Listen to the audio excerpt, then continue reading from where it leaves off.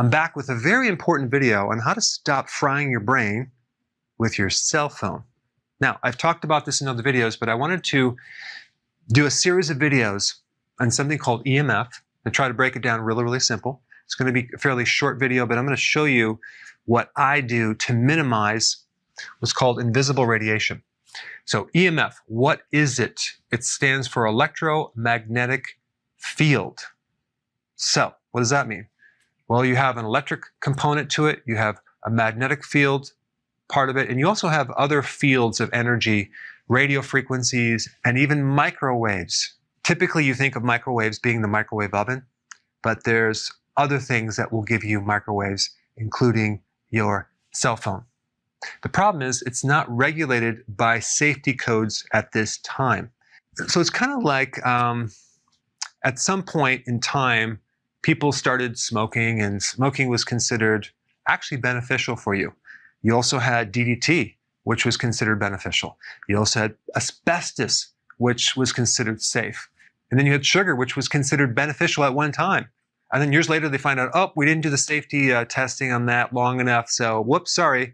So we're going to put some regulation in. So right now, unfortunately, there's not a lot of safety testing going on.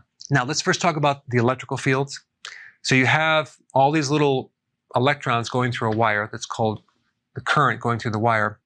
And the pressure that's pushing this electricity is called the voltage. So it's the pressure from a power source. So the more pressure or more voltage, the more electrical field you're going to have on the wire. And so let's say, for example, you're trying to sleep at night, and right next to your bed, you have a light source, you have your alarm clock, you have some other electrical devices. And some people might have the consideration that if they turn the light off, the electrical field goes away. Well, I want to demonstrate that it actually doesn't go away unless you unplug the light at the outlet on your wall. Because even though you turn the light off at this level, if you were to open up this wire, it would be hot or live. In other words, there's voltage in that wire that is generating an electrical field unless you disconnect it at the wall. And so there's different switches that you can get. You can plug it into the wall and then plug your light into there. So you can turn things off at the outlet level so there'll be less electrical current coming from these wires next to your head while you're sleeping. And then you have magnetic fields. So magnetic field occurs anytime there's current flowing through a wire. And so there's a field that's generated sometimes 6 to 8 feet from that source if it's a strong magnetic field. And so magnetic fields only occur if it's live, if there's current flowing through a wire. So let me demonstrate that. So I'm on electrical fields right here, and take a look at these wires down here, right? These wires are connecting to this light right here, okay? Now, let's go ahead and turn off the light, okay? Look at, this is still high. The wire is still high because there's voltage in this cord. So we want to turn it off at the outlet or just unplug the light or other devices next to your bed. Okay, for the next demonstration, I'm going to turn it to magnetic fields. In order for something to have a magnetic field, you have to have current flowing through it. So we turn on the light. Okay, so we have the light right through here. You can see that it's pretty high, right? Now, I'm going to turn off the light. Okay. Now I'm gonna assess the same cord, and it's not very active, if at all. Why? Because the magnetic field only occurs if there's current flowing through the wire. If I turn it to the electrical field, it's high, but not magnetic. So electrical fields have to do with voltage, which is the power that's pushing these little electrons. And magnetic field has to do with the fields that extend beyond the current. It's not the voltage or the power, it's just the electrons going through it. And then we get to something called radio waves or microwaves. And for that topic, you have a router, you might have a cell tower that is sending signals to your cell phone. And so if your phone is close to your head, your brain, you're going to be getting exposure to microwaves.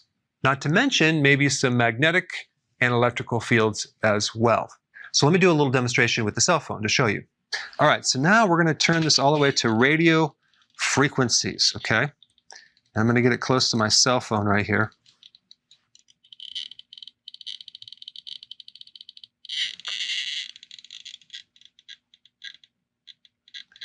You can see it's pulsing, right? Because we have the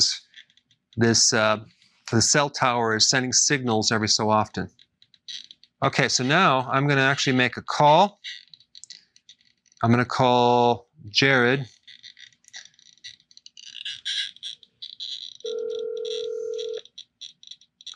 So you can see that it's pulsing like this. So all these microwaves are going right through your brain if it's held up close to your skull. Now, in the future, I'm going to do some other videos to show you how to identify other sources of invisible radiation using this tool right here. I like the tri-field EMF meter model TF2. I have other devices. This seems to be very simple. It's very accurate. And I'm going to show you what I found with my power cables, my backup on my computer, the actual screen itself, the Wi-Fi devices, the printer. And so all these things are bathing your body in these frequencies.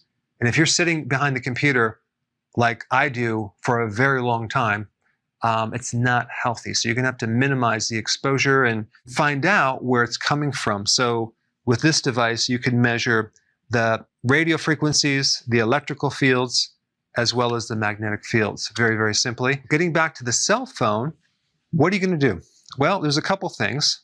First thing is that try to talk with the speaker on so it's not connected to your head. But what I found was this right here.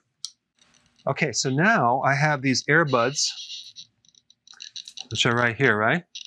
Got it plugged into my phone, and I still have it on radiation. So you can see that they're not really having any effect. Definitely the earbuds are the way to go.